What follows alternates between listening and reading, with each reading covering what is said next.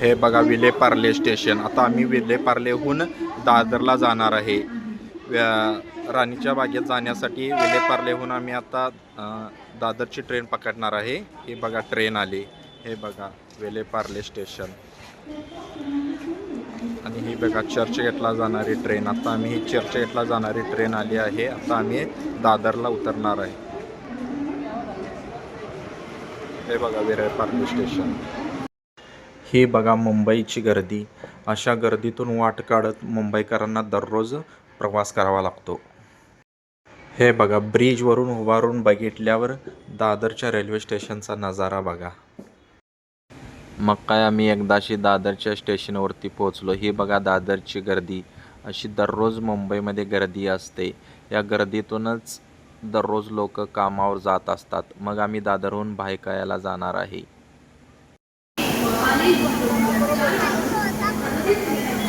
हे बघा भायखळा स्टेशन. भायखळा स्टेशनवरती आता आम्ही उतरलेलो आहे. आता आम्ही जात आहे राणीच्या बागेकडं.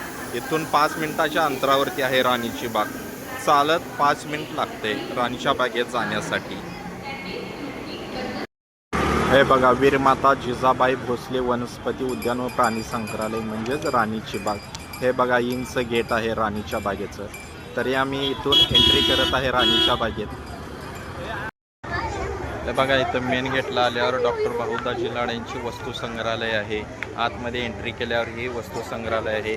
आपण आतमध्ये काय काय आहे ती पहिल्यांदा आपण आतमध्ये राणीच्या बागेत फिरून येणार आहे. नंतर आपण इथं या वस्तू संग्रहालयामध्ये शेवटी येणार आहे. तरी पहिल्यांदा आपण राणीच्या बागेत फिरायला जात आहे.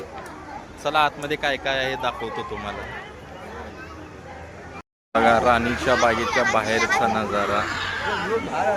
आज रविवारची सुट्टी असल्यामुळे खूप सारे लोक राणीची बाग बघण्यासाठी आलेले आहेत. तर आतमध्ये आपण जाऊया. वाघाचं दर्शन तुम्हाला दाखवतो. चला तर मग.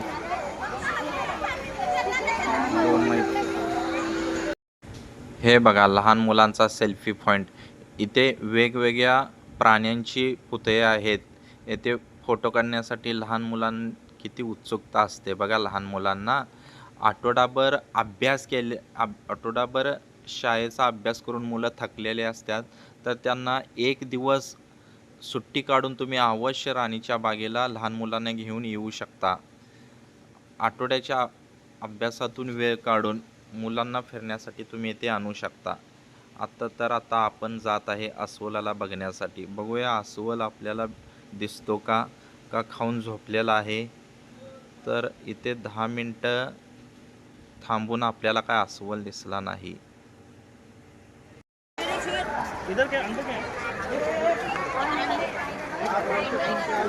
आता बघा वा टायगर बघण्यासाठी गर्दी बघा.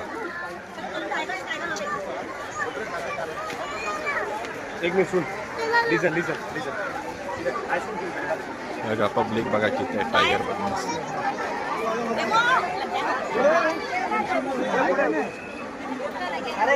बघू टायगर दिसतोय का.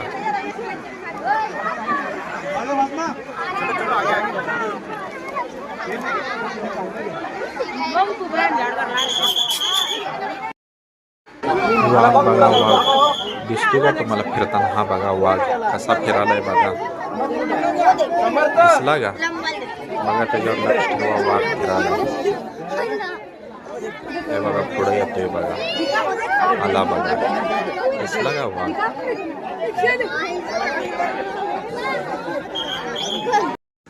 आता आपण जात आहे बिबट्याच्या शोधात. हे बघा इथं बिबट्याचं घर आहे. बघूया बिबट्या आपल्याला दिसतोय का. ह्या बिबट्यानं तर आमच्या महाराष्ट्रातल्या लोकांना लई परेशान केले.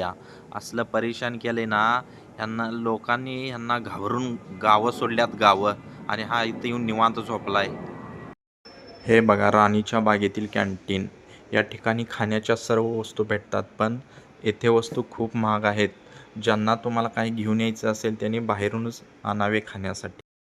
आठवड्याच्या कामातून आलेला थकवा दूर करण्यासाठी तुम्ही एक वेळ अवश्य राणीच्या बागेला भेट द्या. इथले असलेले वातावरण, हिरवंगार झाडं झुडपं बघून तुमचे मन एकदम मन प्रसन्न होऊन जाईल. ही बघा राणीच्या बागेतील गर्दी. या ठिकाणी लहान मुलापासून वयोवृद्धापर्यंत कोणीही या ठिकाणी येऊ शकते. खास करून लहान मुलांना या ठिकाणी तुम्ही वाघ, हत्ती, कोल्हे सर्व जंगली प्राणी असतात. आम्हाला यायला थोडा उशीर झाल्यामुळे राणीची बाग काय आम्हाला पूर्ण बघता आली नाही. 6 वाजता राणीची बाग बंद होते. त्यामुळे ज्याला कोणी राणीच्या बागेत फिरण्यासाठी यायचे असेल त्याने सकाळी लवकर येणे, कारण फिरण्यासाठी पूर्ण एक दिवस जातो.